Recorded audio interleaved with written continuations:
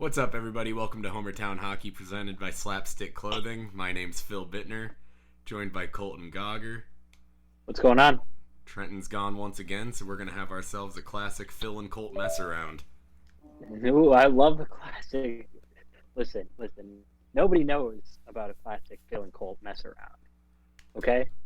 It hasn't happened in person yet, so really nobody knows. One of these days, I'll come up there for a Pirates-Twins game. Hey, speaking of Pirates-Twins. Yeah. They won the game. They won the game I went to. That's all I care about. Yeah.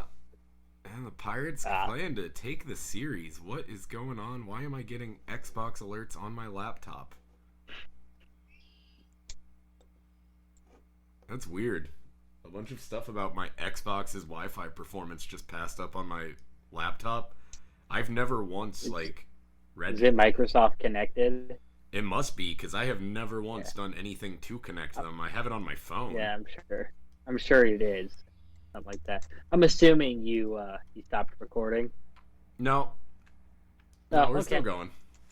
Okay, cool. That's another out for the Pirates. Yeah, but you know how good a Phil and Colt mess around is?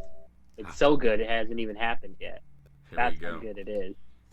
That's how good it is. So, game plan for today's podcast is a little different. There's not a ton of news. We're going to go over some of the bigger stuff, a little discussion based. Then we'll go over the standings and kind of talk about where the playoff picture sits right now. Yeah, and just go. We haven't done an episode in a while. It's not posted yet. We last week did do a trade deadline episode of Homertown Hijinks. Basically means that it was going to be an episode of Homertown Hockey, but I didn't get it posted soon enough and don't want to post two episodes at the same time. So we're going to call that one a hijinks. Just a lot going on in our lives lately. We may or may not have an episode last week because I'll be in Pittsburgh for a wedding. Mm-hmm. Yeah, a lot has happened since we were recording consistently. I've finished The Sopranos, Ozarks, and The Ranch. This is a busy time in my life. I beat Dead Space. The game was from 2009 or something. Yeah. 2008. My city almost burnt down. Yeah. Potentially twice. Yeah. Cops can't stop killing kids here, and they almost, sounded like they were maybe going to let one get away with it, but they didn't. Oh. So.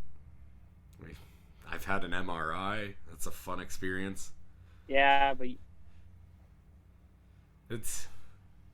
Everything's great. Deck hockey, man. Do you want to get into this podcast or what? Yeah, we probably should. Just figured we'd update why we haven't been recording lately. Yeah. Let's start and Trent's job sucks. Trent's job fucking sucks. All right, let's go. Hockey. Okay. All right. Let's get into some of the news. And obviously the biggest news is that a Gordie Howe record has fallen. Patrick Marleau skates in his 1,768th career game to break Gordie Howe's record, and that was against the Vegas Golden Knights last Monday for the San Jose Sharks. They honored him last night in San Jose for that. Big deal when a Gordie record goes down. Yeah, and I don't have it in front of me exactly how many Bad Company by Bad Companies off the album Bad Companies. It was like 6,000. It was like 6,000 or some dumb shit like that. See, that you did the math on. Yeah, unfortunately I did that. So what I did is I took his total time on ice and divided it. Bad Company, released in 1974 by the band Bad Company, the third single off their debut album Bad Company, 4 minutes and 48 seconds long, exactly 4.8 minutes. 4.8. I took his total ice time, divided it by 4.8. And it was very high. Unfortunately, I can't confirm that was the record for most Bad Company by Bad Company off of Bad Companies played in the NHL, because ice time was not tracked during Gordie Howe's time in the NHL. And also, unfortunately, I didn't realize Marleau's rookie year was the last year before they started tracking it, so that is not even all of Marleau's Bad Company by Bad Company off of Bad Companies.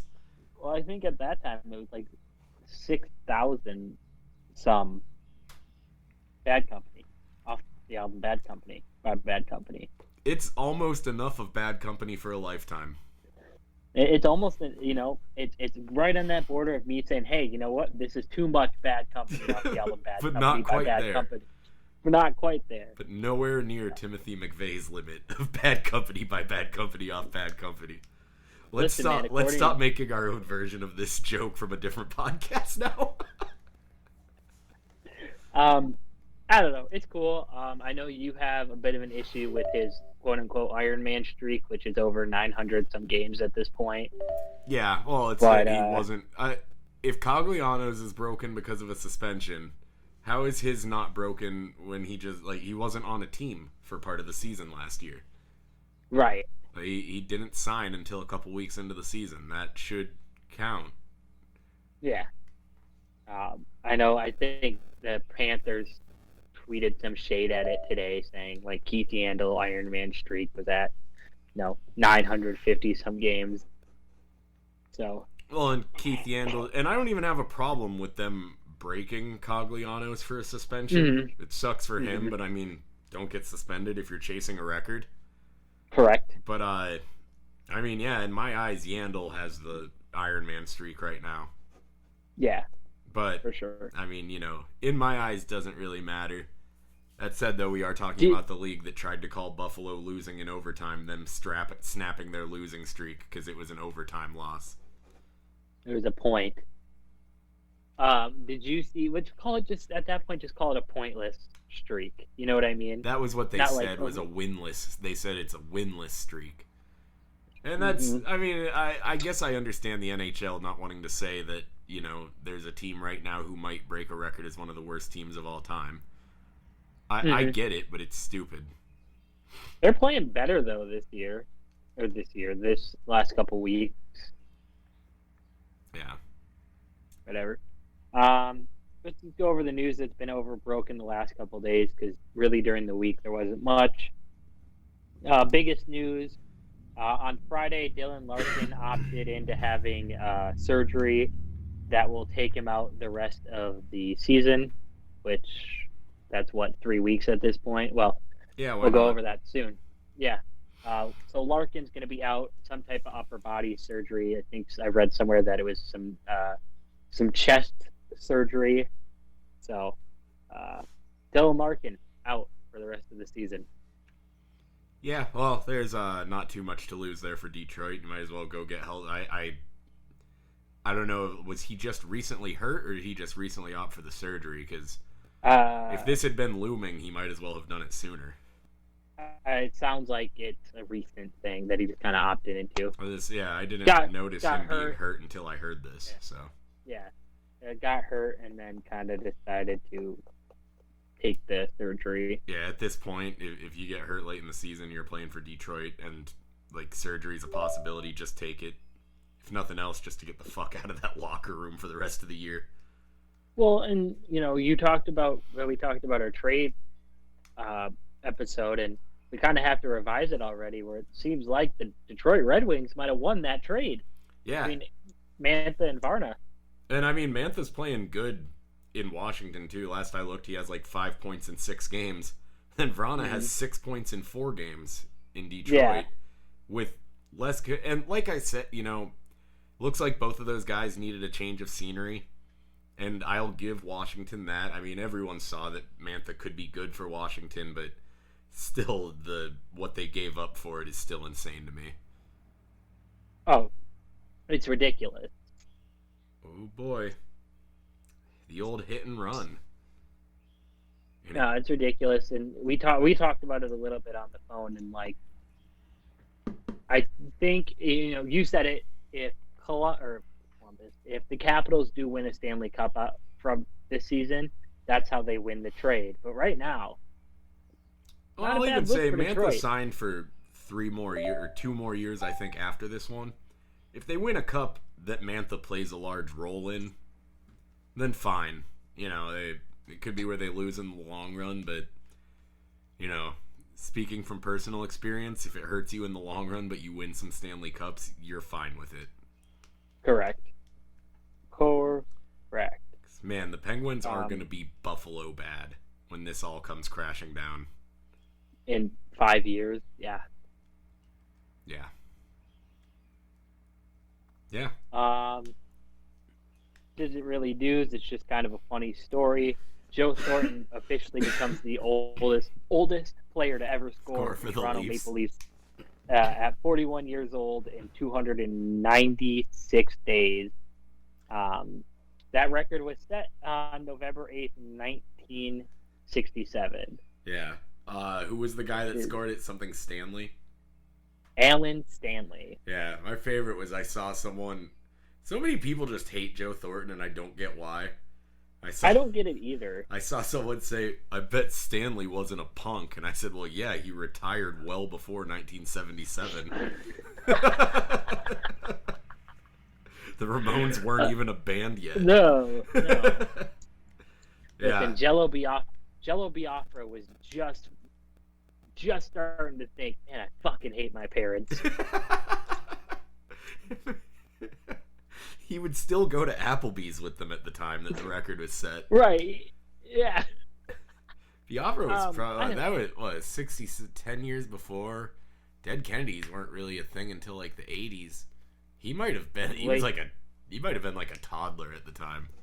He was teenager because they started touring in 79, 80. Of all the things that we have to look up on this podcast, I'm now looking up. Okay, he was 19. Biafra was born in 58. Yeah, he was Honestly, he was really not like super young when the Dead Kennedys started. They did start in 76, I guess. See? I'm really bad with timelines for albums. No, it's fine. But yeah, no, I don't get the Jumbo hate either. I mean, who else is going to walk between Marner and Matthews nude? I mean, it's just one of those things where Jumbo has personality, and I don't think some hockey fans like personality. No. Well, and, some people get mad about the beard. Like... Who cares? It's a bunch of wannabe Lamorellos. Fresh Fruit for Rotting Vegetables was released in 1980. He was 22. There we go. Jello, I ordered that album. I ordered that album for myself for Christmas. You know what month it is right now, Phil? Oh, God. You still haven't gotten it? Still haven't gotten it. Fun fact, to tie this back to hockey, Joe Thornton, 1 year old when Fresh Fruit for Rotting Vegetables was released by the Dead Kennedys. I had to bring it full circle so that we didn't just completely go off on a Dead Kennedys tangent. Yeah, fucking awesome album. Oh, yeah. Yeah. Who cares? Who cares about, like, Joe Thornton has a beard. People don't like him. Go fuck yourself if you don't like Jumbo. Yeah, Penguins fans never let it go. I don't understand when people stay bitter towards a team that their team beat. If the Sharks had beat us in the Cup final, that was the final. If the Sharks had beat us, that's what I'm saying. Sure, be bitter. But right. It's like I talk about Blues fans with Boston. Like, I still see Penguins fans bitching about specifically Thornton and Burns. Right. And I kind of get with Couture. You remember that thing where he said that Crosby was cheating by timing the face-offs, and he gets away with it because of who he is? That was one of the bitchier things I've heard in a long time. Well, you know what's kind of crazy? Brent Burns has kind of become a sneaky, dirty player in the last couple of years. In the last couple of years, he's always been a sneaky, dirty player. But I I mean, we played him 10 times or 9 times, whatever, West Coast thing. So I see him more than twice a year now, or saw them more than twice a year this year. And it's just like, wow, Brent Burns has really kind of become a sneaky shithead. Well, I mean, his signature is that hip check where he really throws his ass into it. Yeah. And, I mean, that's a relatively dangerous hit to be throwing constantly because that goes low. Right. Yeah. I mean, Brent Burns squatting down like that is, I guess, about hip level with most players. But, like, if it's, like, a taller player, that's getting close to, like, between the thigh and the knee there. There's also the Brent Burns, like, I'm getting beat, so I'm just going to kind of, like, look like I'm trying to hook around him, but I'm going to reach both arms around. Yeah. And just kind of, like... then dump him over you, kind of, like, backwards on the follow, the swim move takedown. Exactly. Yep, yeah, exactly. I don't know. I don't know. I've seen a lot of the Sharks. Martin Jones is fucking terrible. Yeah. They're bad right now. They're really bad. And there's still people That's carrying water for Martin Jones trying to say it's the team in front of him. And it's like, well, what about when the team in front of him was good and he was still fucking terrible? A Stanley Cup run will kind of do that for you. Yeah. And I will say he was outstanding in that Stanley Cup final. Mm-hmm. Almost to the level that I almost thought he maybe, not that he should have been anywhere near winning, but that he maybe should have. How many players does each guy vote for the Conn Smythe? Like 5? 4 or 5, yeah. If the Penguins hadn't had so many players deep in the lineup, like their entire third line contributing, and a rookie goalie that came out of nowhere, I would say that he maybe should have been getting some 5th place votes, and he might have. I don't know. Yeah, he was he was the best goalie in that series. That was when Murray was starting to come to earth, and the scoring bailed him out. Yeah. Sure. Moving on to some more Winnipeg Jets drama. Oh, yeah. God damn, I called this. Yeah. Paul Maurice shed some light on why Mark Scheifele was benched against the Toronto Maple Leafs, saying, "We have some things that we value as a group. Mark's a real competitive guy, and that gets the best of him sometimes, I think. We just need to adhere to our core values, and somehow I still don't understand what the fuck is going on in Winnipeg." I think it sounds like I had thought when they gave up Laine for what felt like so little. And, well, Roslovic and Laine, both who teams wanted, and all they got was Dubois, who's a good player, but not worth, a third-line center who could potentially be a top 6 center if he wasn't playing in Winnipeg, where you already have a good top 6. And who's gone Laine, who has the ability to be a 40, 40, potentially 50 if he finds his game eventually, goal player. Right. Yeah, it just seems like that team has some issues. I don't know. I don't know if Maurice maybe needs to go. You don't get rid of Scheifele. But this sound like you talked about it when the whole Dubois Laine debacle was kind of going down. Is this an inside the locker room thing? Is this a coaching thing? Part of it sounds like this could be, because what was the rumor that it was Stastny and Scheifele causing all the issues? Wheeler and Scheifele causing all the issues. I thought I only really heard about Wheeler. Because it was Wheeler thinking, because Wheeler being another winger being threatened supposedly that Laine was going to cut into his ice time. That's what it was. Yeah. But yeah, it's just an older player, not. It's one of those things where, we want you to set the example, and then he's like, I'm not fucking doing that. Yeah, I know. I saw. 6-1 Pirates. Yeah. Yeah, man. I think there is a really there's a systemic problem in that Jets locker room right now. Yeah. And the reason I say maybe Maurice has to go, if you're already having those issues, I don't know if a coach known to be kind of a hard ass is the best guy to be in there trying to fix it when it hasn't worked yet. But I don't know, man, because the thing is, I don't think you can get rid of Mark Scheifele.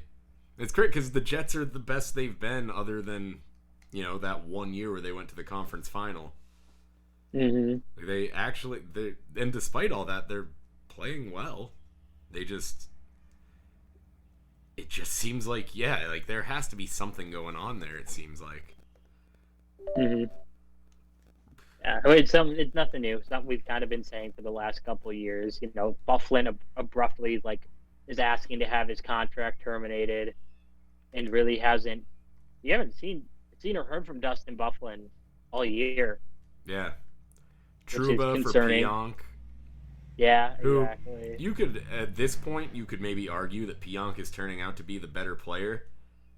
But at that time, Trouba looked like the better player, and also Pionk isn't that good on defense, and for a team that needs defense. Not that Trouba's great in his own end either, but he's found a role there. I think he's in New York, right? yeah. Yeah, he's found a role with Adam Fox because they kind of split him and Adam Fox kind of, they play along the same pairings, and I think they found kind of a role for Trouba down there. How do you feel about the kind of little movement going right now for Fox for the Norris? Dude, he's having a really nice year. He is. I mean, I don't watch a lot of the Eastern Conference games, or Eastern Division games, just because I don't get to watch them much. But for a defenseman, he has 5 goals, 38 assists. He has 43 points. He's a plus 21 on the year. Like, that's not bad for a defenseman. He's got 2 power play goals, 22 points on the power play, only 14 penalty minutes, and he's logging a ton of ice time too. Like, we're talking 25, 26, 27 minutes a game, and it's his second year in the league.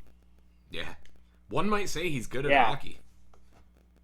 Yeah, I mean, last year in 70 games played before the shutdown because the Rangers didn't make it, he's 8 goals and 34 assists, and he's 3 goals shy of that mark already, and he's already has surpassed that in assists. Yeah, I mean, anytime you're a defenseman playing at just under a point per game, you're pretty good.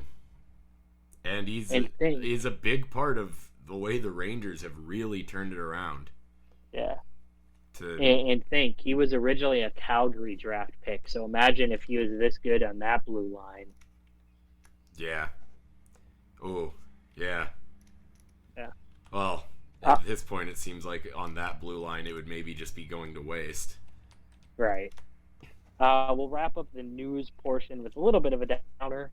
The NHL reached a settlement in principle with the wife of Todd Ewan, Kelly Ewan.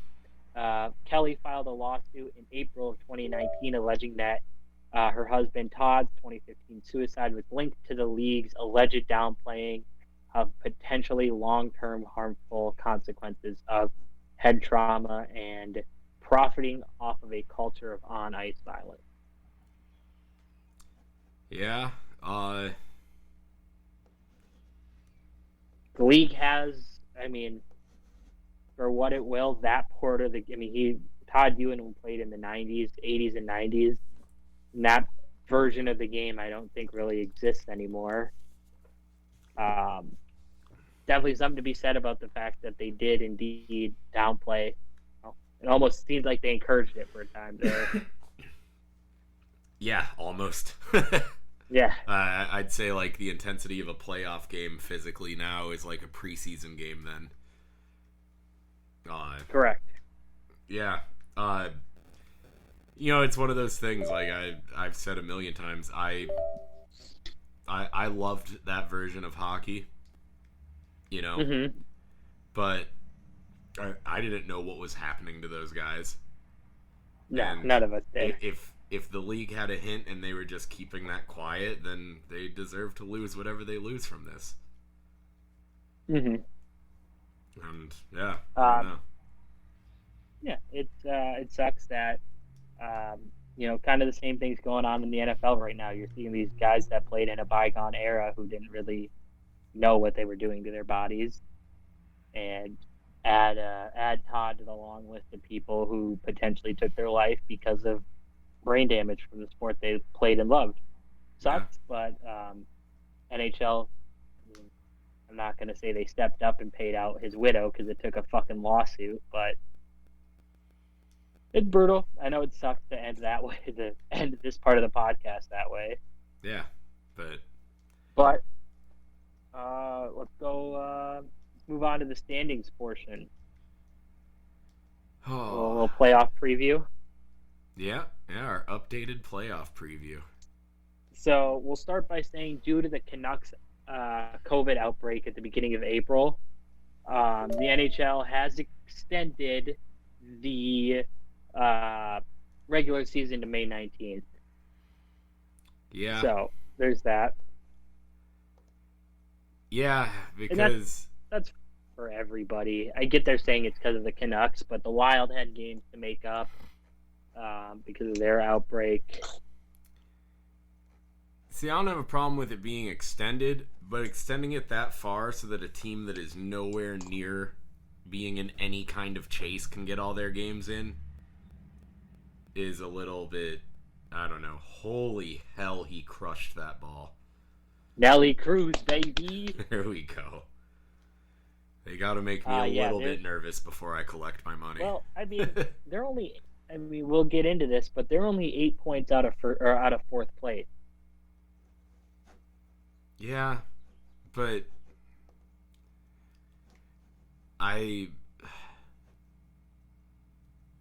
let's see. 8 out with 5 games in hand. So I mean, if they go on a tear and win those 5, that's 10, and they are on the pace to be in. But yeah, exactly. They're gonna have to go kind of crazy to get in. Yeah. I mean, yeah, I guess they're mathematically, you can't just say they're done because they, without even finishing it, if the rest of the teams froze for them to catch up now, they could potentially overtake the lead. So, yeah, I get it. I guess I kind of thought they were a little further out than they were. And actually, I mean, they are now 6-3-1 in their last 10. They're playing well enough that, yeah, you can't just tell them they're done. Right, and for sure. Fuck the idea of going by points percentage, if at all avoidable. And I was going to say that. Go ahead. No, I was gonna bring up that's completely to avoid having to go off that fucking points percentage bullshit again. Yeah. Even though it helped my team get into the playoffs last year, I think the NHL is really trying to move. Sorry, they're basically saying you're playing every game this year. We're not doing this, points thing again. Everybody's playing their games this year. Yeah. Yeah. That's fair enough. It sucks, but, it's global pandemic. What are you going to do? Correct. I guess I had kind of hoped because between the way that the Penguins coming up, Boston, if we even split a series, we'll take it. And then 2 against the Capitals. Those can go either way, but those games always get the team going. 2 against not only the Flyers, but a struggling Flyers team, and then 2 against Buffalo. And that the Penguins regular season ends May 8th. And the way that this last stretch could really get them going, it sucks that they're going to then just sit on their hands for 11 days. Right. Agreed. But, there's worse things going on than hockey games being delayed. So yes, there are. But let's get into our rundown of the standings real quick, and we'll just start with the only division that has playoff teams at the moment, and that's the Western Conference. They have Vegas, Colorado, and Minnesota have all locked up playoff spots. There's still a little bit of a race to get that 4th spot between Arizona and St. Louis. They're kind of flip-flopping back and forth. St. Louis only down by a point with the 3 in hand. Yeah, exactly. I don't know if the Coyotes can count on them going back to the full meltdown they were in a couple weeks ago. But I'd say it looks like it's going to be the Blues. I'm rooting for the Yotes. And you got to remember, too, a lot of St. Louis's games are against Minnesota coming up because they still have like 6 or 7 of their games to play from this season. Yeah. And the first 2 games, St. Louis kind of handled the Wild really well. Not even well, easily. Like 11-2 games. 11-2. Outscored them 11-2 in 2 games. At the beginning of this month or end of last month. So St. Louis is definitely going to pick up some points, and I think Arizona's kind of starting to run out of some steam. Yeah, 3-7 in their last 10. Yeah, it'll happen when you have a team that relies so much on grinding out and winning low-scoring games. Yeah. And then in that case, St. Louis isn't playing much better. They're 4-6 in the last 10. They're still facing a massive goal. That team has nights where they just refuse to score, and then they also have nights where Jordan Binnington looks fucking terrible again. So, fourth spot is up for grabs. I personally did not see the Wild clinching this early. It's technically, by percentage-wise, it's the earliest they've ever clinched in franchise history. And I thought they'd be fighting for that fourth spot. I don't think any of us saw them being one of the first 3 teams to clinch a playoff spot. I was kind of in disbelief when Kaprizov set the franchise record for rookie goals at 19. Over Gaborik? Yeah. And that you guys, I know that you're still, in the scheme of the whole league, still a relatively newer team. They're 20th season this year. Yeah. And maybe I'm spoiled by us having had rookies like Crosby, Malkin, Lemieux, and Yager. But it seems like in 20 years you should have had a rookie score 19 goals by now. Nope. Nobody's really even come close either.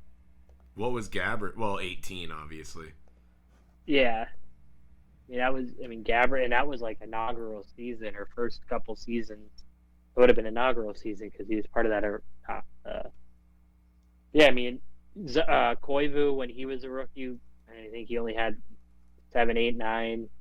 Zucker never really got a full season, technically, his rookie year.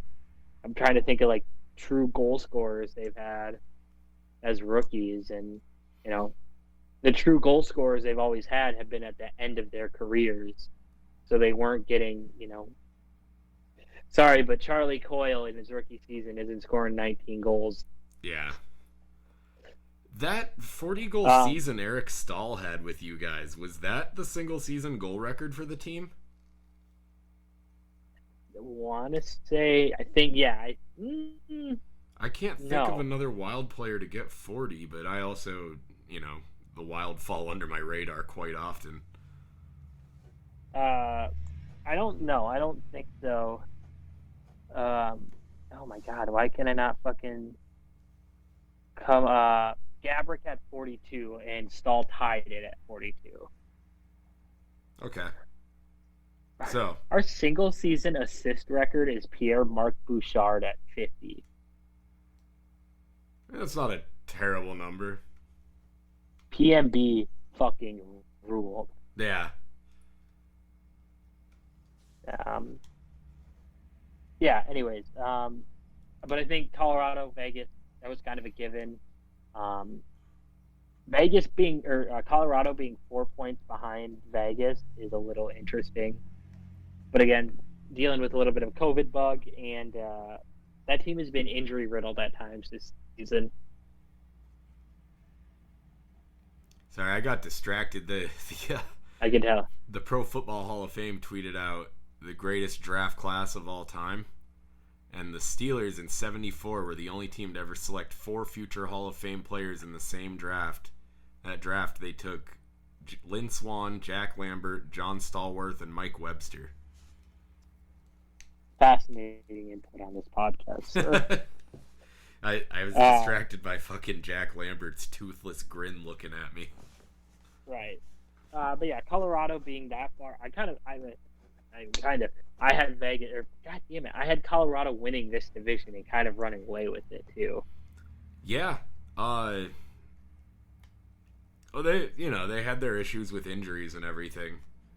They've gotten through. I think now that they're healthy and they're rolling, I think we, especially with the playoffs coming around, might start seeing that steamroller that we expected. Yeah. But yeah, I mean we've talked a few times throughout the season about how they had been underwhelming up through then. Agreed. Yeah, now with everyone healthy, I mean that roster is just so nasty.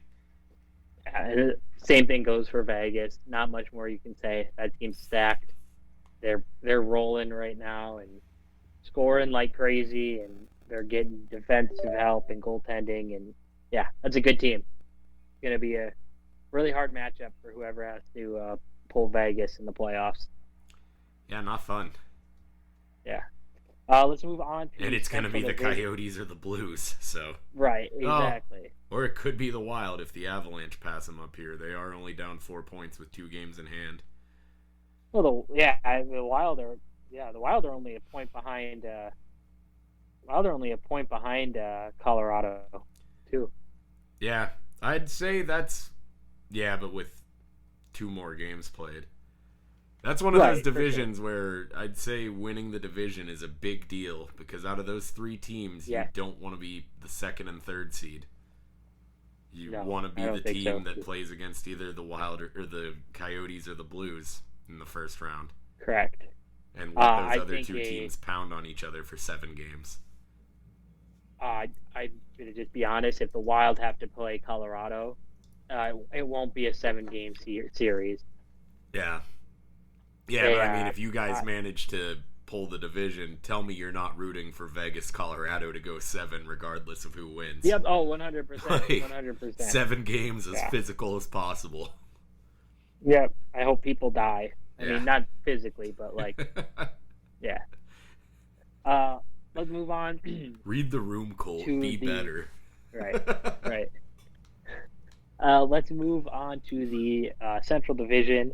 Kind of flip-flopping here at the top. Currently, like I said, the only people that have clinched are from the Western Division, so none of these divisions have been decided yet or had a playoff team. But as it sits right now, Carolina leading the division with 68 points, followed by Florida with 67, Tampa with 64, and Nashville currently holds down that 4th spot at 54 points. Yep, and then Dallas only 2 points behind with 2 games in hand. Really starting to roll too. Yeah, they're 7-1-2 in their last 10, looking a lot better. Luckily, last night they finally figured out how to score goals after pouring on 55 shots against James Reimer. Well, and they kept doing that thing for a while where if you take out overtime losses, their wins to regulation losses was always at 500 or 1 game above or below. Yep. Like, other than overtime losses, wins to regulation losses, neither of them would ever happen twice before the other happened once. Right. And since then, now the 2015 and 12, so, still 7 games behind what I would call 500, but 5 games above NHL 500. And like I say, after teetering right at 1 above to 1 below NHL 500 for most of the season, that's they're rolling right now. Yeah, they're playing good hockey, and I can't tell if they're healthy because honestly, I don't care. It's Dallas. That's one of those random rivalry teams of ours. Well, not even random. It's because they stole our hockey team in the '90s. But it doesn't hurt when you have a new Calder favorite emerging. Yeah, Robertson's playing really well. I don't want to get into this argument because I feel like we talked about Kaprizov and the Calder thing a lot in the last couple episodes, but yeah, I'm so sick of the argument of, well, he played in another league. That's so dumb. We didn't even talk about how people are doing that with the WHA for the Gordie Howe, Patrick Marleau thing. It's fucking dumb. It's not the NHL.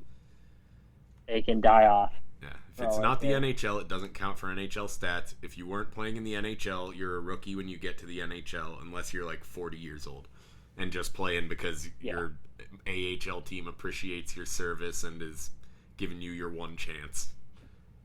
Right. Yeah. Back to the Central Division.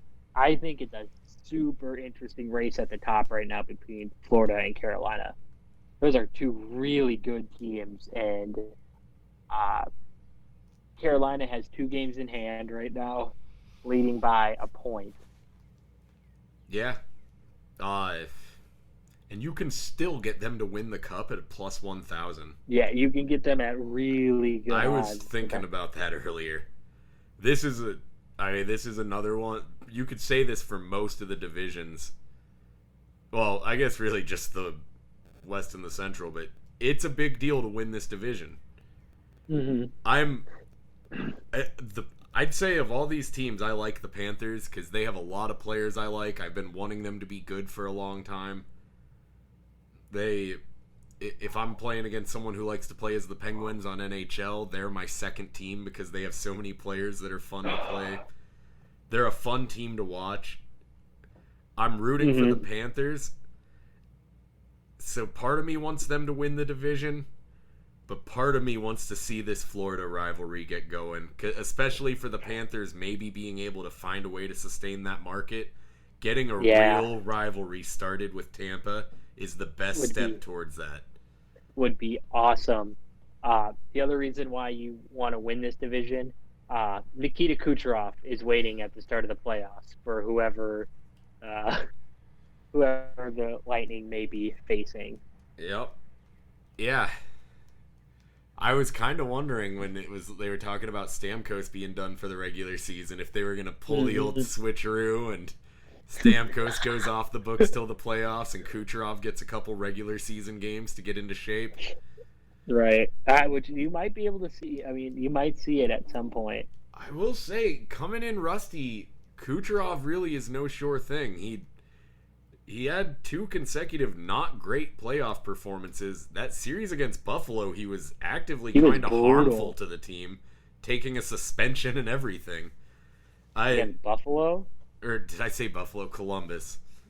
You did say Buffalo. Well, but again, that if I said Buffalo in playoffs, you know it's a mistake. You can I get that it's one of the iconic upsets of all time, but I almost think you take that sweep and you throw it away if you're. Well, you won the Stanley Cup the next year, so who gives a fuck? That's what I'm saying. Yeah. You won the Stanley Cup the next year. You were just as good the following season.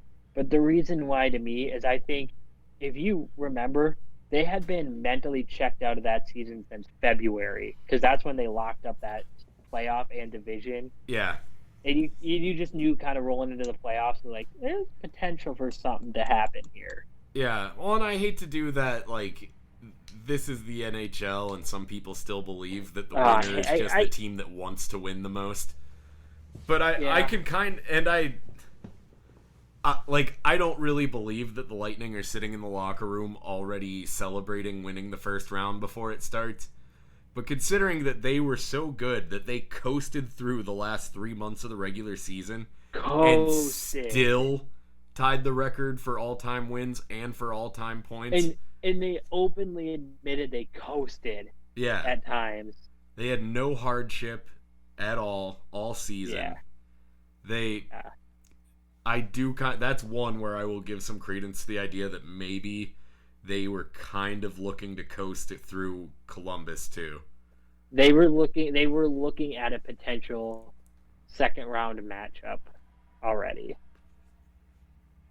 Before we get done with the Central, I think they were thinking about Boston. Yes. Before we get done with the Central, let's acknowledge the biggest surprise in the Central and hell, the fucking NHL. Detroit is not dead last in this division. No. That belongs to the Columbus Blue Jackets. Tortorella's got to be gone. There's just no way. There's just no way. And I get Tortorella is a pet subject of this podcast.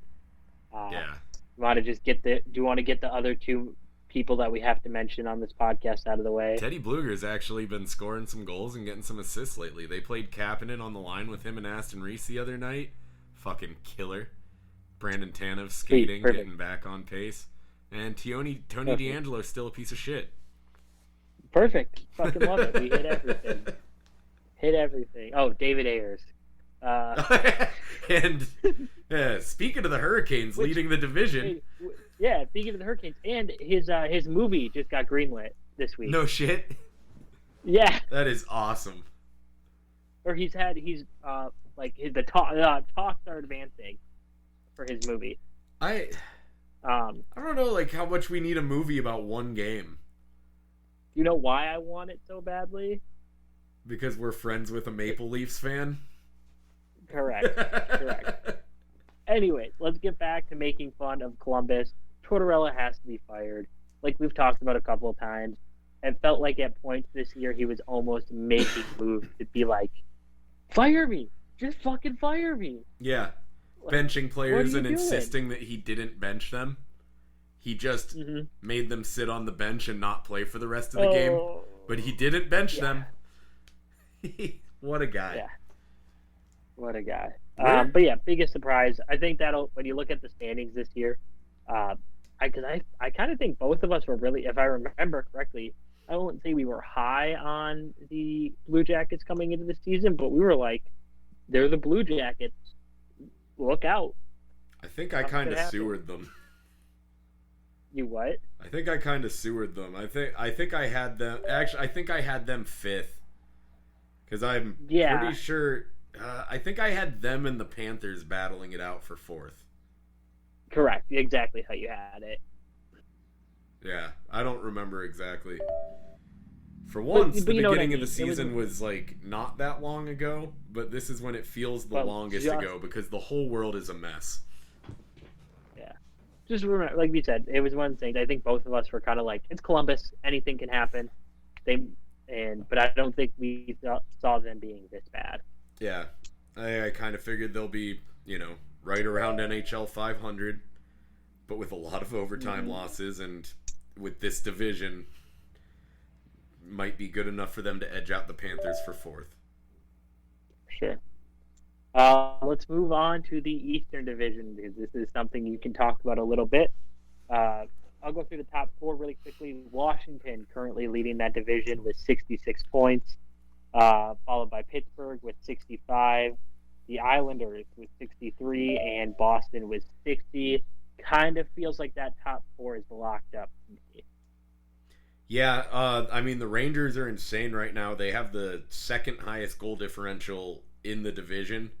Man, that team can fucking score goals. Yes, they started out so bad that it's too little too late. Philly has just fallen off the face of the earth.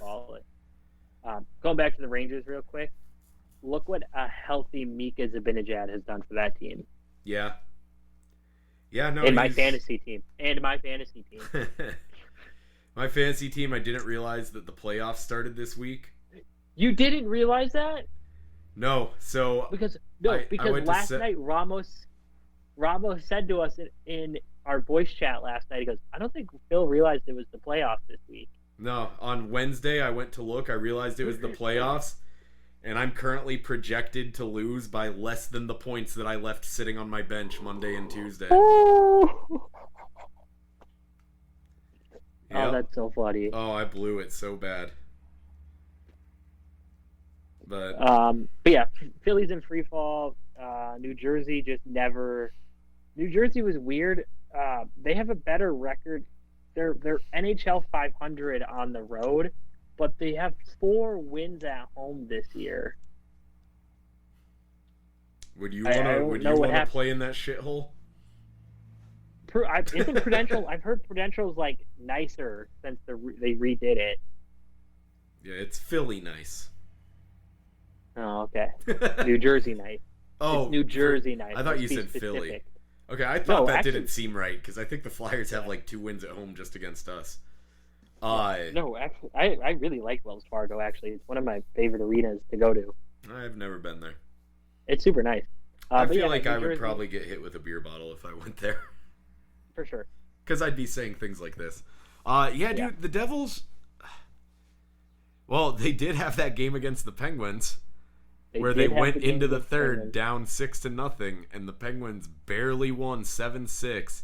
First team in NHL history to give up 5 or more goals in the third and win the game. Before that, the record was 0-270.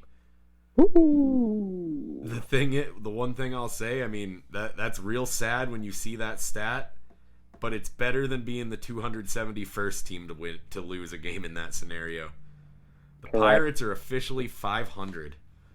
Good for them. Fuck. 22 games into the year and we're 500. I never would have believed it. That rocks. Yeah. But yeah, dude, New Jersey, the thing is, I will say, they are starting to, not right now. They are playing against the Flyers tonight to try to snap. If they lose, it'll be 10 losses in a row. Yep. Yeah. Yeah. I think their last win might have been against the Penguins, actually. Let's see here. Yeah. Let's not spend too much. Yeah. Nope, it was the Sabres. So that's even worse. And that was that. They lost 4 in a row. They beat the Sabres, and then they lost 9 more. Yeah, they're really bad, but they have some good players, and some of their talent is starting to develop. They got, I'd say, a pretty decent return for Travis Zajac. I almost said Pat Zajac. For Travis Zajac and Kyle Palmieri. I have seen some things from this team that I like for them moving forward. Yeah. And we talked about the Zajac and Palmieri trade at length on the Hijinks episode. Yeah, great trade, 5 years ago. Yeah, this team's just bad though. I mean, and they're colder than the Sabres right now. I mean, 9 losses in a row is colder than anyone at any given time, but yeah, they're real bad. Let's refocus on that top 4 real quick. Honestly, the Islanders are my team to watch out for in this division, man. They're playing some really good hockey as of the last month. Yeah, they're coming down off it already, though. Right, for sure. They're being the Islanders about it, but I don't know, man. There's something about that team. Sorokin is playing really well. I don't know, man. I think the Islanders, if you're going to give me that top 4 and said who's your team to watch out for, to me it's the Islanders. Obviously, the Penguins have really, really recovered from that first month of the season. Obviously, to be sitting a point out of first place and winning a division. But yeah, I think the Islanders are my team to kind of be like, don't sleep on the Islanders coming out of the East. By the way, the Penguins 2 minutes away from potentially taking the division. See, the thing with this one, that this is the one division where the seeding doesn't really matter. Correct. I was about to say that. You want to be in the top 2 to maybe get the home ice. With the limited crowd, that's more about getting last change than the crowd or anything. Last change and just comfort of home. But, I mean, there's no, just teams-wise, there's really no preferred roster, or no preferred matchup here. Boston's on a fucking heater since the Taylor Hall trade. Though they did lose he's been to an Buffalo. Awesome pickup. Oh, he's been great. Awesome. I know Trent's not here to talk about him, but yeah. You know what? He's 3-3 since coming over. Yeah, I don't know exactly what it is, but it's good. And yeah. Especially for a team that has such a good top line that at times their coach gets tempted to break up that top line to get the second line going. Having Taylor Hall down there where him, Krejci are just both going off. And I think we're going to start seeing what we expected out of Craig Smith here. I think he'll start scoring goals. Boston could, after being fairly disappointing most of the year, they could become the team to beat pretty quick here. Especially their goaltending seems to be getting better right now too. Well, they have this guy that's playing today, Swayman, came into the game against the Penguins today, 5-1 with a .943 save percentage. He's only given up 1 goal today, and he's made some real fucking nice saves. Yeah, they're Boston's playing better. Again, we've said it all season. The East is the powerhouse right now. Of the NHL. So, yeah. There was a while where it was actually looking like for us thinking they had 5, maybe 6 playoff teams, depending how you felt about the Rangers. Right. Didn't expect the Flyers to be the ones that end up so bad. I love it, but I didn't expect it. Hey, man. Hey, the Flyers are a Chuck Fletcher production, so like that's typical news, baby. All right, let's go. Chuck Fletcher, Mike Yeo team it up again to disappoint fans across the country. fucking love it. I like that you, with your hand motions, they're Yes, scissoring. yes, thank you. That's what I assume Chuck Fletcher and Mike Yeo do, because Chuck Fletcher just keeps hiring Mike Yeo again and again and again. Yeah, Mike Yeo has really gone downhill since winning a Stanley Cup in Pittsburgh. Yeah. I don't know, man. I know I'm a homer, but I mean, it also fits the name of the podcast. I'm feeling real good about the Penguins. For sure. And like, yeah, I again, like I said, it's clearly flexing its muscle as the best division in hockey, and I don't see how that's going to change anytime soon, especially with the way all three of really all four of those teams are playing. Obviously, the Islanders cooling off a little bit. Well, and right now, I think you have to say all five, because the Rangers, like, if you take away that first, 3 weeks of the year, yeah, it's crazy how much the Fire Quinn talk has stopped from that fan base. Correct. I mean, listen to these last 10. Capitals 6-4, Pittsburgh 7-2-1, but obviously that's changed in the last 5 minutes. Islanders 5-4. I mean, that's arguably the coldest team here. Boston 7-3. New York is 6-3-1. I mean, those are some tears. Yeah. I think these teams are all playing each other. Yeah. No, this division has really been coming into what it was supposed to be, and they are. Yeah. That's the other thing, man. All these teams are coming into the playoffs on absolute heaters. For sure. Let's move to our last division, arguably the most boring division and most lackluster. The North, Canadian North Division. Top four, you have Toronto leading the division with 65 points, completely running away with this division right now. Next is Winnipeg, sitting at second with 57 points, followed by Edmonton with 56. And somehow in fourth place with a playoff spot, the Montreal goddamn Canadiens with 49 points. You know, anyone that says early games in the season don't matter, there it is. There it is. That is 100% the only reason that the Canadiens have a chance at the playoffs here. Yeah. Sorry, the Bruins pulled their goalie with the Penguins on the power play, and I have Sidney Crosby over a half a point. Here we go. Get it. Oh, that would have been a nice $40. All right. Yeah, dude. I mean, man, this is the only division that has been run away with by one team. And completely, they've looked dominant. Yeah, I mean I would say this is the only one where I feel comfortable saying, the Maple Leafs have won this division already. Oh, for sure. I mean, there is technically mathematical bullshit that they can win, but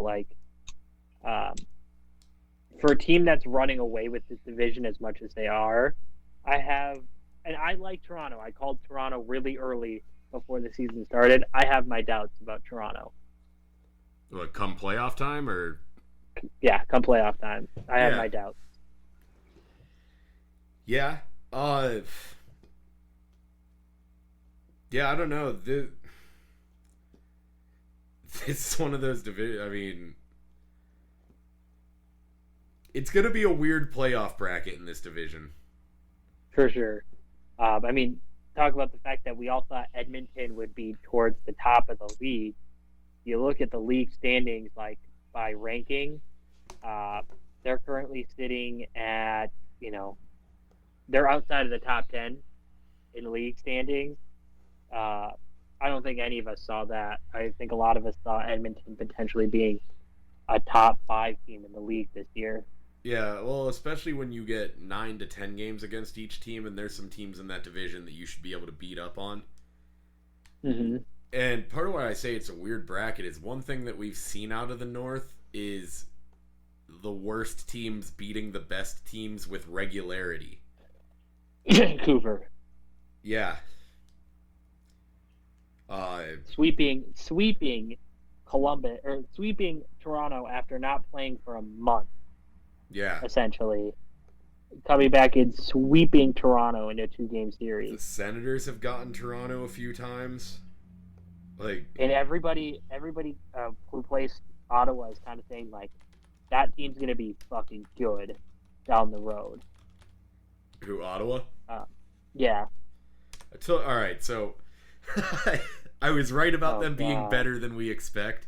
I was way off about thinking they were going to push for the playoffs, but I was right about them being at least. Yeah, they're not getting blown out. They're a better team to watch than I expected. I've caught a few Ottawa games, and I'm not completely like this sucks. Like they're a fun-ish team to watch. Yeah. Yeah, they let me see. I'm trying to find their head-to-head results for Toronto here. Because I feel like they have had that thing where when they play the teams they need to be beating, like the teams they'll be seeing in the playoffs, they're doing well. Calgary 6-2, Edmonton 6-1, Montreal 4-2, Ottawa 5-2, Vancouver 3-3, Winnipeg 6-3. So yeah, of the playoff teams, Montreal's the one they're the worst against. Mm-hmm. It's not as bad as I thought, but it's just weird when the teams that you would expect Toronto to be beating, and they do still have a decent amount of games against Montreal left. Right. And I mean,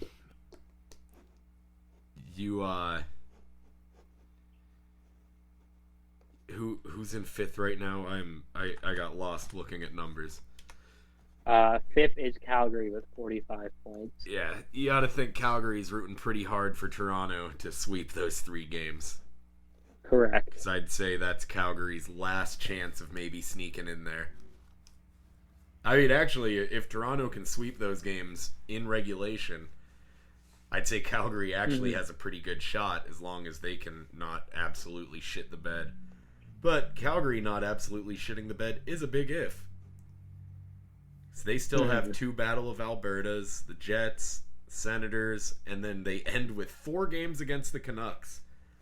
Calgary has a shot here. If Toronto can handle Montreal, that ending with Jets team that's going cold, or that they play the Canadiens, that's a 4-point game. Especially when you're only down by how many points? 2 points, right? You're down by 4 points to a team that has a game in hand. It's big to have them on your schedule.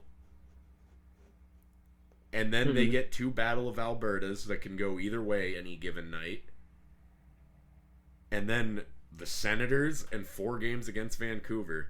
If they can beat Montreal in their next game, I believe that's tomorrow. And like I said, if Toronto is able to handle Montreal in regulation, Calgary could sneak into this very easily. Though it's not hard to imagine them getting, 7 to 8 of those final 10 available points in those last 5. For sure. For sure. That said, they're playing for the right to get their asses kicked by Toronto. Again, like I said, it to me as I was again my biggest comment about this division is it went from maybe my most anticipated division of the year to the one I give a fuck about the least. Well, we've said before, it's just hard to trust any team from this division because other than Toronto, none of them have really established themselves as great. Mm-hmm. And we talked about the Canucks. What I said about the Flames possibly ending strong against the Canucks. We were talking about the Canucks are kind of surging right now. They could finish that strong against Calgary. Mm-hmm. That 4 team, it could make or break one of those teams, or if they split it, it could break both of them and just give it to Montreal. And Montreal, too, going into basically fighting to stay in the place where they get the right to get their asses kicked by Toronto. They 3 games against Toronto, that's a good way to establish yourself, tie the series up at 5-5 going into the playoffs. So it's at least an interesting chase. Yeah. Which can't be said for most of the divisions other than 4th place. Yeah. Agreed. We're coming down to about the last 10-ish games of the season for everybody. I think by the end of this week, I think most of the spots should be locked up, or not. They won't. I don't think they'll be locked up, but I think at least we'll have even more clear picture of where things are going to lie. Yeah, I mean, the Penguins have 7 left now. Yeah, I think that's the most of anyone. Panthers have played 49. Predators, Red Wings have played 50. Mm-hmm. Yeah, everyone except for obviously Vancouver. Everyone's right around 45 to 49 games. Yep. Yeah. So, yeah, and you know what the funniest part is like the biggest trade acquisition of the deadline. Nick Foligno just started playing for Toronto yesterday or Friday, whatever it was. Yeah. Because of quarantine rules. So, so yeah, I mean, think about that too. That's a piece that hasn't even played yet, or a piece that hasn't really played yet with that team, and they're about to be fucking. They have 7-8 games before the playoffs start to get him in shape. Yeah. Yeah, that could be rough. Yeah. Yeah. Well, especially what they gave up for him, that's a big. You need that pick to come through for you. Mm-hmm. All right. I want to hear who is winning each division as it sits right now. Toronto's winning the North. Let's go through the rest of them. Toronto's winning the North. In the Central, mm-hmm. I'm thinking Carolina holds this. What do they have Florida for the rest of the year? 2 against the Stars, Red Wings, Blue Jackets, 3 against the Blackhawks, Predators. Yeah, I think Carolina's holding their spot, especially since they have 2 games in hand and they're sitting there right now. And a pretty soft schedule. A lot of teams cooling off. Or, team like the Blackhawks, once they fell, I'd say, out of contention, they really just fell. Like, they look like they just lost their will to play anymore. Mm-hmm. So I'm going to go with Carolina. For sure. Florida. I think Florida maybe they might make a run. I could see it, but I fall in between like Carolina and Florida. I'm gonna go Florida just to be contrarian. How about Spencer Knight? I was just about to say that. Spencer Knight comes in and fucking dominates. Yeah, I like Florida. Yeah, I'd love to see it. The East, I think the Penguins. They have another challenge against Boston. They play the Capitals. I think they're good to split that. I think if they, I think they can then kind of steamroll through Philly and Buffalo to end it. Another one of those strength of schedule to finish out the season picks. I like the Penguins to, in their last 7 games here, pick up 4 or 5 wins. Agreed.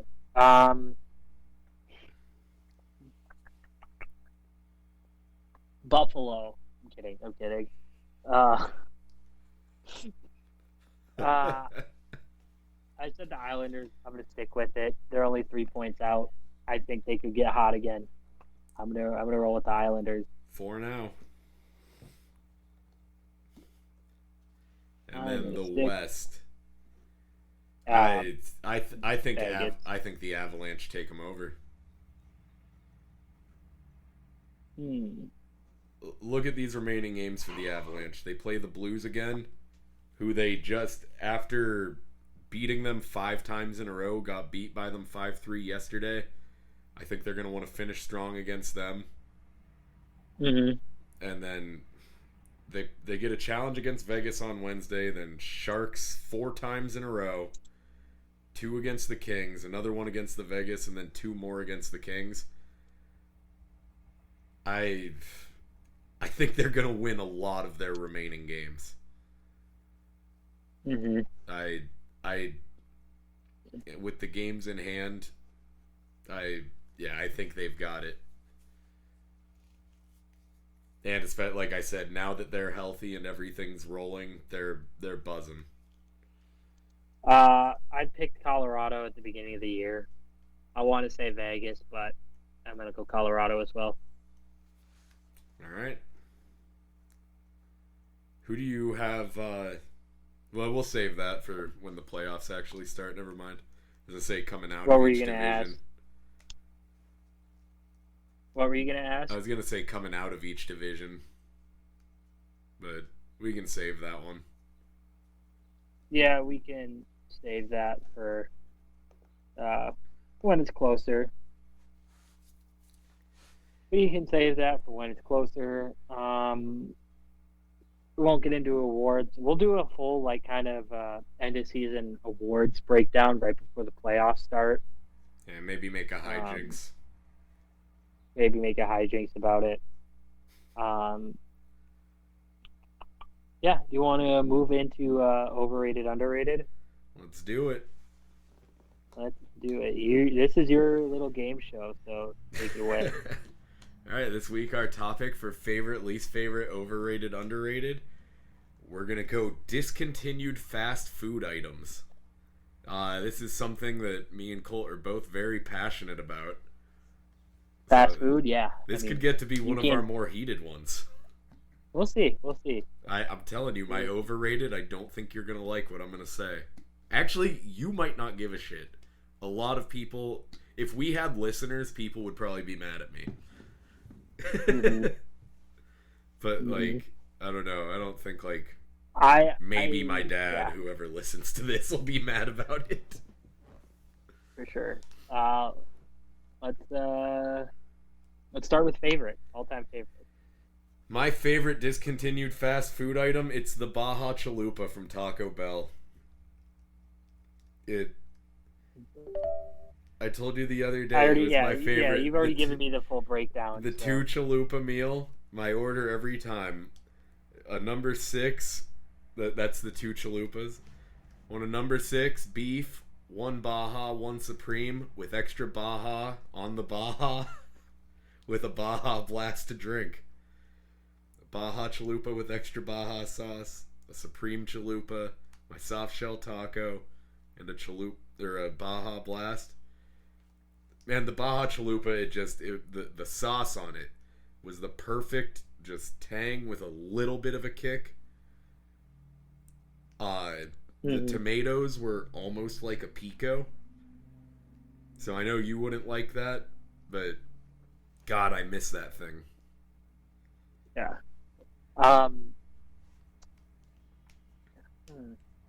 Yeah, I don't really remember it too much, but I got to Taco Bell late in life.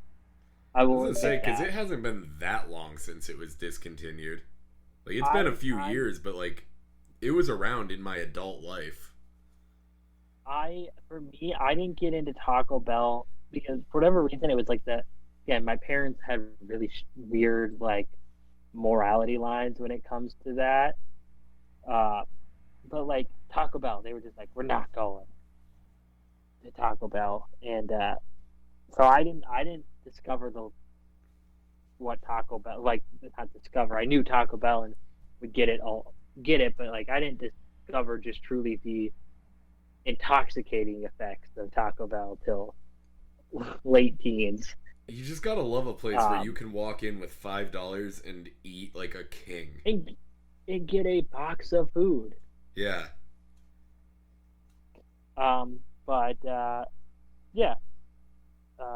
My favorite discontinued item of all time, and I guess. Okay, it is the Burger King gingerbread shake, That is a weird one. and it's a weird one Is because that the they one had that it you had to for check the wikis to make sure it's nope, discontinued and nope, not seasonal? nope, nope, nope, nope, nope. Uh, no, it is not it, but it is the gingerbread shake. They had it for 1 year, and I remember because I went to get it the next holiday season, and they're like, we don't do it anymore." And I asked once the Christmas season if they're bringing it back, and they're just like, "Nope, nope, we're not. We're never bringing it back." They haven't had it since 2012. It is maybe my favorite fast food item of all time.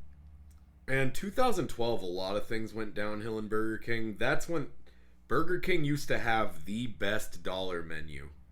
For $1, Mm-hmm. you could get a double cheeseburger, a rodeo cheeseburger, a Whopper Junior, a 10-piece nugget. They they just had so many things that were only $1.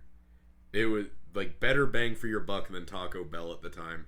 They still have all those items, but none of them are. I think a Whopper Junior is like $3 now, Mm-hmm. which is the biggest betrayal since Wendy's jacked up the prices on the Junior Bacon Cheeseburger from $1. I Dude, it's crazy. I I don't have love. time to get mad about that right now. Yeah, I we don't. will. I've never felt Um, so betrayed as when suddenly $1 cheeseburger costs $3.29. Agreed. No, you can still get them in like the biggie bag or like the 4 for $4 now for $1, but Yeah. that doesn't matter. I'm also gonna throw another food item into the ring, for my favorite, and it is also from Taco Bell. It is the Chipotle chicken loaded griller. They were on the super value menu for like $1, and they kicked ass. They were like $1.50, and you could do the uh, Chipotle chicken one. I think they could do the nacho one, and then you could do the potato one, and they all were awesome. Did you square up on your cat? This is my dog, dude. I don't think it picked up over the recording, but I hear through the mic better than what the recording picks up, and I was hearing a rustling noise. And I couldn't figure out where it was, and it was my dog settling herself on a little beanbag footrest. And then what she, you know how dogs do that thing where they walk around in a Yeah. circle for 20 minutes before they finally lay Yep. down? She was Mm-hmm. doing that on this little beanbag footrest, and it was just driving me crazy. So yes, I did flex at her a little. Mm-hmm. Yeah, But man. it's also technically you can get a version of it now called the Chipotle chicken melt or whatever, which is just essentially it's just the quesadilla or like, but yeah, the original loaded griller was better than the new version. All right. All right, moving on.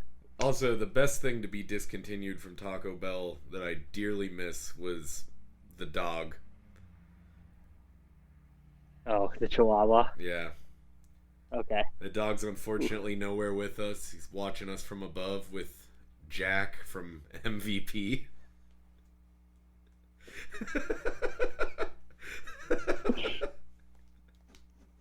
Oh, I love that monkey.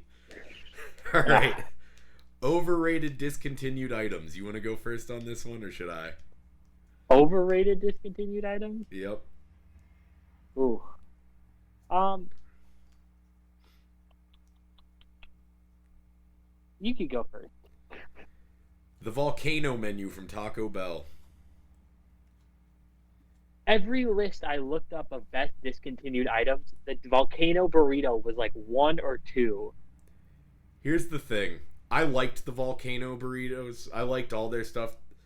But like I'd see people complaining about the volcano taco being gone, but it's like you can get the hot nacho Doritos Locos taco if you want a spicy shelled taco. Like the volcano menu was good and all, but it is not like that's the first thing that comes up when people talk about things that Taco Bell used to have that are better or that are missing.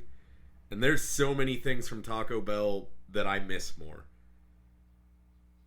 The Mexican pizza, for a while they discontinued the cheesy fiesta potatoes. That was a tough time in my life. Yeah. That is a tough time. If they ever discontinue those Cinnabon bites, I will burn that fucking place down. Where? At Taco Bell. The Cinnabon, yeah. Oh my god, those things are amazing. But yeah, I like the volcano menu, but god damn, it was not.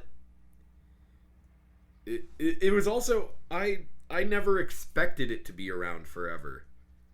Like that whole thing screamed limited time offer. It might have even been promoted as a limited time offer. I don't remember exactly. Oh, dude, they got rid of the Power Cantina burritos. Yeah. Oh, those were good. You get it as a burrito or a bowl, and it had like vegetables other than just diced tomatoes and shredded lettuce. Like, yeah. Might have even had some cilantro in there, Soap Boy. I'm so sad that you're one of those people that think cilantro tastes like soap. Not like sad that you are. I feel bad because I love cilantro and it bums me out that like such a large percentage of the population it tastes like soap to them. That's such a weird thing. Yeah, for sure. Overrated for me. Do you remember in the early 2000s when Burger King did the sliders and they called them like King Shots? Yeah. Those were terrible. Sliders generally, unless you're at a really nice place, are not worth the price. Correct. Like, it's like, how can we get people to not realize that they're spending more money on less food? Like, they'll be like, they're only $1 each. You can get 8 of them, like, and have a bunch of different things. It's like, yeah, dude, for $8, I could get, like, at the time, you know, like 8 McDoubles and actually have stuff to heat up the next day. Right. Oh, Burger King did the same around that same time. I think there were. Am I hallucinating, or was there a time where you could buy seasoning package from Burger King for your fries? That sounds familiar. Let me look Steak this up and Shake real quick. for a while had a salt and vinegar seasoning that they'd put on their fries. Steak and Shake, they also did. I think it was like 59 cents a slider or $1 for 2. I found them. Never seen someone so excited over seasoning packets. They were called Shake 'em Up. Yep. And yeah, because you dump them into the bag and then shake it to get it all over. Yep. Okay. I remember those commercials. Yeah. Yep. Yeah. All right. Those were tight though. Yeah. Man, I love a good fry seasoning. Fry seasonings rule. But yeah, my overrated of all time is the burger shots. They were gross. Yeah. Any fast food place offering sliders, get the fuck out of here. Fuck you, White Castle. I fucking hate White Castle. Oh, I love White Castle. That's different. Because White Castle, they're actually, I feel like they're priced pretty appropriately and... Yes, for sure. That's what my mom grew up on, because her parents grew up pretty poor. Yeah. So she kind of grew up on White Castle, and like, we never got it too much, but I always got sick from White Castle. Unless I got the chicken rings. I love those sons of bitches. I went to Chicago with some friends, was it 2 summers ago, I want to say? And for the bachelor party, he got us a suite to see Iron Maiden out at Tinley Park. We went to White Castle after. Our straight edge friend was the driver.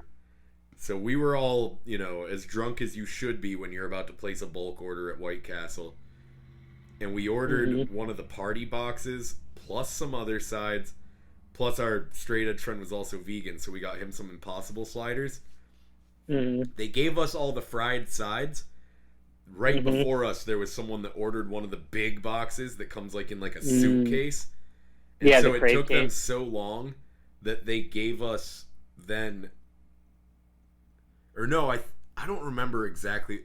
They gave us double of either... I think they gave us double the sides, plus all of our sliders, and they threw in extra sliders because they felt bad because we sat there for like 45 minutes eating our sides waiting for the sliders. Holy shit. So we got double of everything we ordered, and it was like a $50 order. Because that was all of us, like, someone got the hotel, the groom got the seats for Iron Maiden, I paid for the White Castle and a bottle of whiskey, someone else bought the beer, someone drove, it was my car, like, we all pitched in some way. Oh, yeah. God damn, dude, just, we ate so much we got back to the hotel that I actually was the first one asleep. And then I woke up like 3 hours later and everyone but the groom had fallen asleep. So I woke up and just hung out with him, just passing a bottle of whiskey for like 2 more hours. God damn. Just that memory alone, but aside from that, man, I love some White Castle. For sure. Only acceptable fast food sliders. Least favorite? Or did we just do overrated? We did overrated, now underrated. All right. I thought we usually leave underrated for last. You're right. Yeah. Favorite, least favorite, overrated. Okay. Oh, we went from favorite to overrated. Now we're doing least favorite. Yep. God, you just referred to this as my game show, and I'm throwing it off. All right, least favorite. See, this is a tough one for me. I'm going to have to go with the Big King from Burger King. It was their version of a Big Mac. I love when places do their answer to the Big Mac as a limited time thing. I actually, for my underrated, I almost went with the Boss Burger from Hardee's, which was basically a Big Mac with spicier sauce. I also considered the Big Hardy, which was even closer to just a Big Mac. I love a fake Big Mac. The Big King was bad. And they never gave you... They always gave you so little sauce that you could barely taste it, how watered down it would be by all the shredded lettuce. It's the only time I've ever had a not McDonald's, like, knockoff Big Mac. I thought the Boss Burger was better than a Big Mac. But... this was the only time I ever had a knockoff Big Mac that I actively disliked. And I get excited for those, so especially with the letdown, for that reason, it's got to be my least favorite. Right. Ooh, least favorite. It's hard to think of fast food that I don't like. Right, exactly. That I've, like, really, truly hated. Because I'll, like... You know, some stuff I'll try to be, just to try it. You want to be cultured in the fast food world. You know what? The Double Down. It's a really easy answer. Go fuck yourself. The Double Down, and I'm all for going going that far out of bounds. Well, we could transition this real quick because my underrated is the Double Down because so many people hate the Double Down and I fucking loved it. So we could just it's actually perfect timing right before underrated. The Double Down was amazing. It was garbage fucking trash person food and I ordered it every chance I got. I love KFC, hail the Colonel. 2 pieces of chicken fried in the Colonel's delicious blend of 11 secret herbs and spices with bacon and cheese and some sauce in between them. It was absolute food coma, just fodder. It was amazing.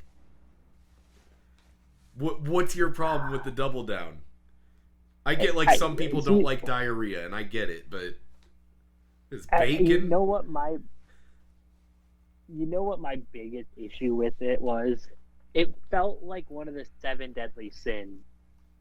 It just like... It was. It felt like... It was pure gluttony.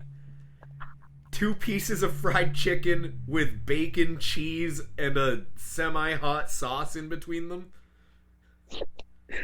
You know, and I'm you know this. I've never been like a smoker, but it felt like some really stoned dude had like 2 pieces of like the chicken you can heat up in the oven, like the Tyson chicken, and it slapped those bitches together and was like, "Look, guys, made a sandwich." Yep, I was high most of the time when that was still on the menu. In the Double Down days, that was my early 20s. I was, you're right, I was stoned most of the time. I ate them. You're not saying anything that speaks against it, Colt. Everything you're saying sounds like you're promoting this sandwich.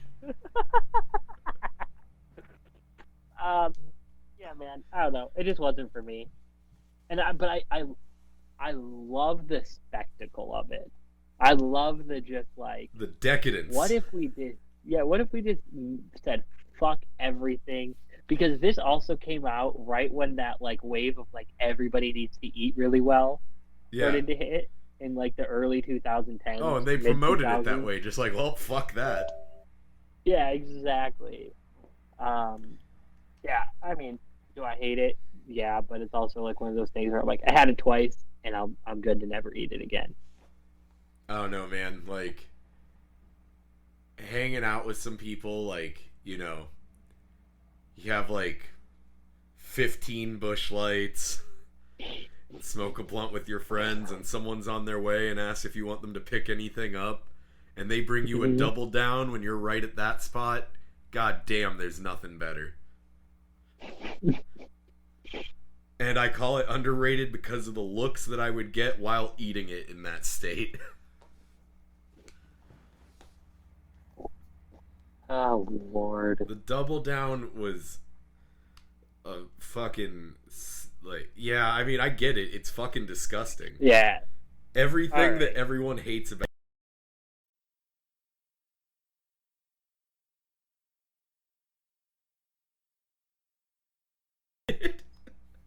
I legitimately do have two. And one of them super easy. It is the Burger King Cinnamon Roll Bites. It's a staple of my childhood, and I'm pretty sure when they discontinued them was the day I stopped going to Burger King. Okay. I fucking loved those things. They were easy. Love them. But one of my favorite like fast food menus items of all time, regardless of its discontinued, current, whatever. The Wendy's Bacon and Blue Burger. Ooh. Yeah. Man, I hate a motherfucker that doesn't like blue cheese. And I fucking love blue cheese. Yup. And they were a restaurant that actually had the balls to make and it was a decent burger too. Yeah. Like, again, it was a fast food, so sometimes you'd literally get it thrown at you through a window, so it would kind of fall apart. But man, it was good. A good blue cheeseburger, when it's cooked just right, and like they melt the cheese onto the burger just enough, it melts it just the consistency where the blue cheese is not only the cheese, but it also becomes like a condiment. Oh. Yeah. Yeah. And it was really fucking good. Yeah, you're right. Yeah. I don't know. Again, like I said, one of those things where it was also that weird run where Wendy's was trying to put out like really artisan burgers for a minute. Booty! Jesus Christ. Scared the shit out of me. Yeah, me too. I'm right next to her. That probably scared the shit out of anyone that listens to this too. Yeah. Alright, sorry about that. We had to cut because my dog was going crazy because my girlfriend's mom was dropping something off at the house. It might happen here again in a second because she has more to drop off. Some banana bread. Looking forward to that. Man, her grandma makes the best banana bread.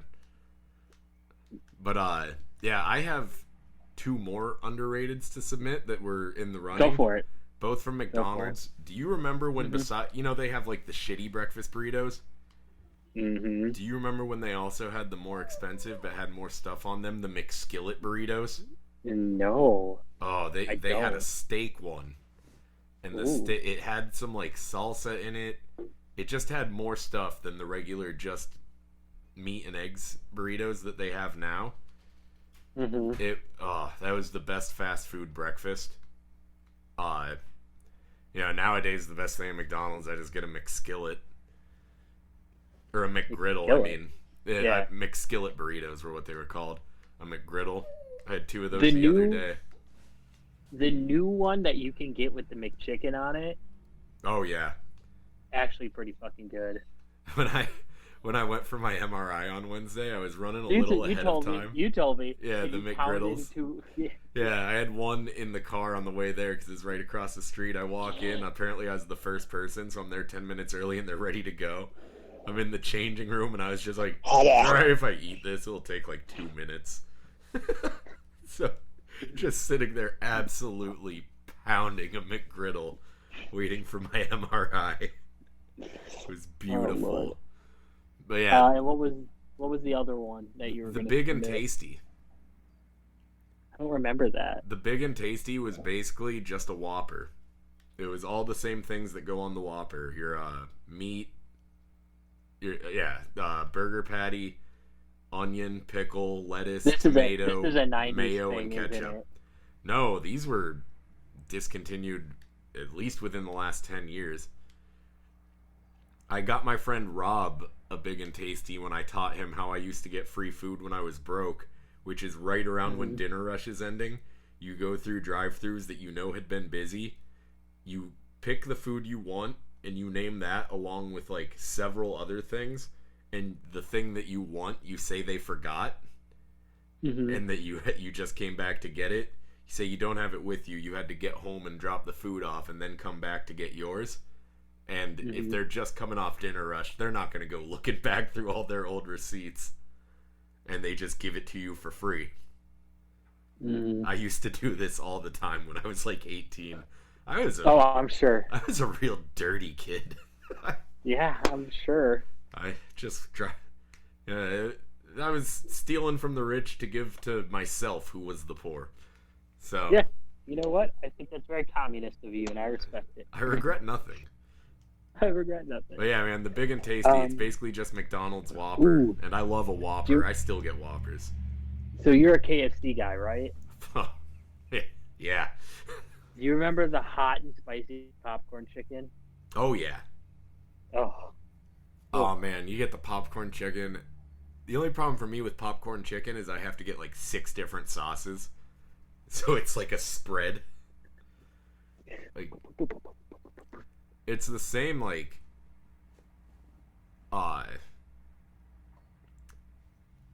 when I go to, like, somewhere that has, like, their wing nights, how, like, I'll get 24 wings, but it's, like, 6 of 4 different kinds of wings. You do not. You're not that person, are you? I don't give a shit, dude. Oh, my God. Look, I've worked in a kitchen. It's really not that hard. I don't give a shit when other people do it when I'm working. So... I figure that means I can do it too. Correct. So I had to take my chicken out of the freezer so I can start on thawing it. Well, you plan on making chicken in like 2 days? Because that ain't thawing anytime soon. No, I'm going to have it for tomorrow. Oh, okay. But I will forget it in the morning. Yeah. Well, honestly, especially chicken, even like in the fridge, chicken can still take over 24 hours. But we talked about popcorn chicken, and I was like, ooh, I need to do this. What? I'm gonna wrap this up with one good one. Got it. The Taco Bell Big Nacho Griller. You were big on the grillers. Well, no, this isn't a griller. I think it technically was called the griller, but it was the big triangle one, where it was essentially everything they put on their current nachos, but just wrapped in a tortilla. It was a crunch wrap, just but just with nacho filling. Okay, yeah, I don't think I ever got that, but I'd eat it. Man, I love taco style nachos. Oh yeah, nachos with all the fixins: lettuce, tomato, jalapeno, onion, some salsa and sour cream on the side for the chips that don't have any stuff. Oh, I'm gonna have to make those this week. Yep, you are. But okay, I think that wraps it up. Send us out. What? Did you just stop recording? No. Oh. It looked like you were just like, all right, bye. No, No, I was moving the cursor over to the stop button for when we do. All right, yeah. Well, thanks for listening, everybody. And this is probably 2-hour podcast at this point, or damn near. Nope, hour 39. Ooh, that's not bad. Yeah. That is not bad at all. Phil, tell them about the sponsor. Yeah, check out our sponsor, Slapstick Clothing, slapstickclothing.com. Find them on Facebook or on Instagram at slapstick.clothing. Check out my movie podcast, Exit Music for a Film. You have to search the word podcast or you'll just get a Radiohead song 1,000,000 times. That's on YouTube. Just like this podcast, where if you just search Homertown Hockey, it will ask if you meant to say Hometown Hockey, and you'll just get a bunch of Don McLean.